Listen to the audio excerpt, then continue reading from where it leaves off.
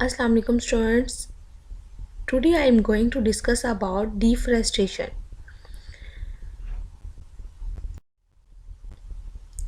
Topics which are we are going to discuss वो topic जिसको हम आज स्टडी करने जा रहे हैं. व्हाट इज़ डिफरेस्टेशन यानी डिफरेस्टेशन क्या है, affect of deforestation on the wildlife और वाइल्ड लाइफ के ऊपर, जंगली हयात के ऊपर इनके क्या असरात हैं, affect of deforestation on the climate और एनवायरनमेंट, और डिफरेस्टेशन के क्लाइमेट यानी आपकी आबो हवा पर और आपके माहौल के ऊपर इनके क्या असरात हैं. तो सबसे पहले हमें पता होना चाहिए कि व्हाट इज़ डिफरेस्टेशन. डिफरेस्टेशन का मतलब क्या है. डिफरेस्टेशन क्या है, destruction of forest due to the human activities is called deforestation. यानी इंसानी सरगर्मियों की वजह से जंगलात का बेजा कटाव डिफरेस्टेशन कहलाता है. यहाँ नीचे डायग्राम्स डिफरेंट दिखाई दी जा रही हैं जिसमें डिफरेस्टेशन का व्यू दिखाया गया है कि जंगलात जो है वो काटे जा रहे हैं और ये डिफरेस्टेशन का व्यू है.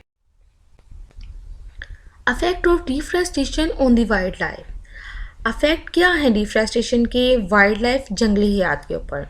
तो व्हाट इज़ वाइल्ड लाइफ. हमें वाइल्ड लाइफ का पता होना चाहिए कि वाइल्ड लाइफ क्या है. Non cultivated plant and non domestic animals of an area are called wild life.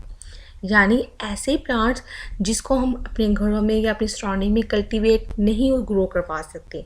And non domestic animals, और ऐसे एनिमल्स जिनको घरों में नहीं पाला जा सकता और हम लोग उनको घरों में नहीं रख सकते, और वो कहाँ पे उनकी ग्रोथ होती है, उनको जंगल्स फॉरेस्ट में ही वो ग्रो करते हैं, अपनी रिप्रोडक्शन को शो करते हैं. तो इस तरह के प्लांट्स को हम, इस तरह के एनिमल्स प्लांट्स को हम कहते हैं wild life. Different views of wild life in the forest. अब ये डिफरेंट व्यूज़ दिखाई जा रही हैं. इन फर्स्ट डायग्राम आपको एलिफेंट का और जिब्रा का, लायन का, टाइगर का ग्रुप शो हो रहा है इन फॉरेस्ट. सेकंड डायग्राम में डिफरेंट व्यूज़ दिखाई जा रही हैं. ये टाइगर का है, बर्ड्स का है, एलिगेटर्स का है. थर्ड में आपको दिखाई दे रहा है कि जिब्रास जो है in a forest they are drinking, are playing in the water. And in fourth diagram see the elephants drinking water in the forest. Here are the some different views of the wildlife in the forest.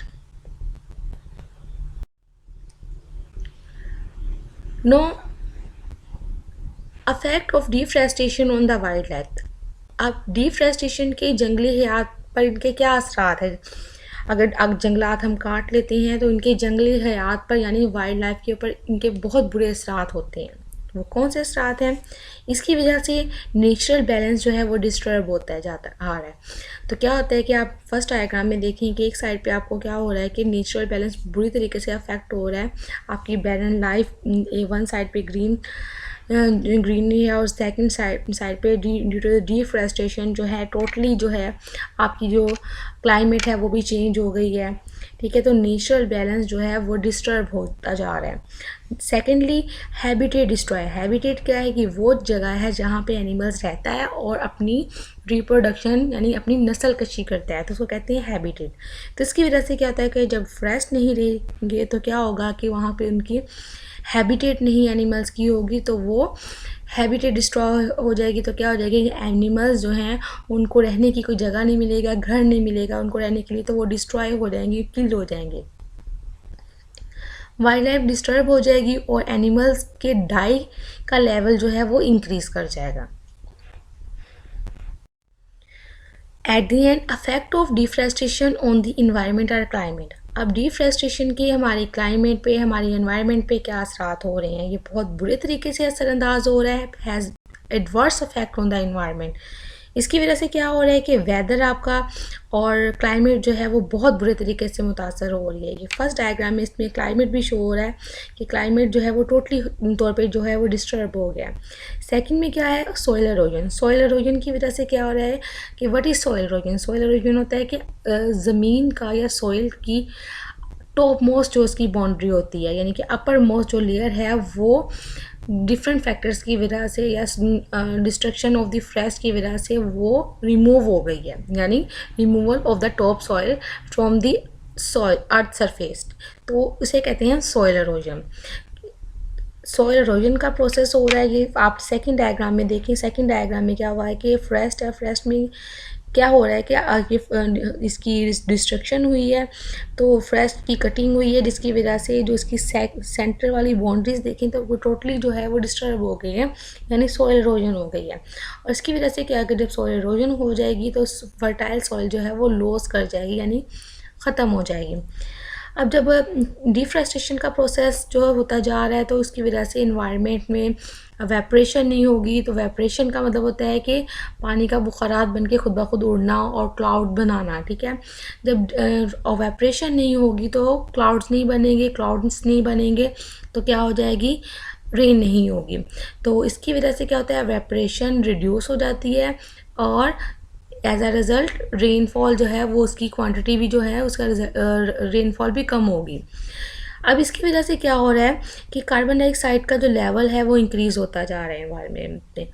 तो deforestation जब होगी तो जंगलात नहीं होंगे, दरख्त नहीं होगी, तो कार्बन डाइऑक्साइड को एब्जॉर्व करने वाला जो है वो नहीं होगा, क्योंकि कार्बन डाइऑक्साइड इन्वायरमेंट में है, उसको कौन एब्जॉर्व करता है, ड्यूरिंग द फोटोसिंथेसिस प्लांट्स करते हैं, इसको अब्जॉर्व करते हैं और रिलीज़ करते हैं ऑक्सीजन। तो ऑक्सीजन का लेवल जो है वो डिक्रीज़ करता जा रहा है और कार्बन डाइऑक्साइड का लेवल जो है वो इंक्रीज़ करता जा रहा है। जब कार्बन डाइऑक्साइड का लेवल इंक्रीज़ करता जा रहा है तो कार्बन डाइऑक्साइड कौन सी है, ग्रीन हाउस गैस में इंक्लूड है। तो क्या होता है कि ग्रीन हाउस अफेक्ट भी इंक्रीज़ करता जा रहा है। जब ग्रीन हाउस अफेक्ट इंक्रीज़ करता जाएगा तो क्या होगा कि जो ग्लोबल वार्मिंग है, यानी हमारी जो ग्लोब है, हमारी जो अर्थ है, पूरी वर्ल्ड है, वो वार्म अप होती जाएगी, गर्म होती जाएगी, टेम्परेचर इंक्रीज़ करता जाएगा। तो ये इसके बैड इफ़ेक्ट थे आज के लेक्चर के। उम्मीद करती हूँ कि आपको आज का लेक्चर पसंद आया होगा। मिलते हैं नेक्स्ट लेक्चर में। अल्लाह हाफिज़।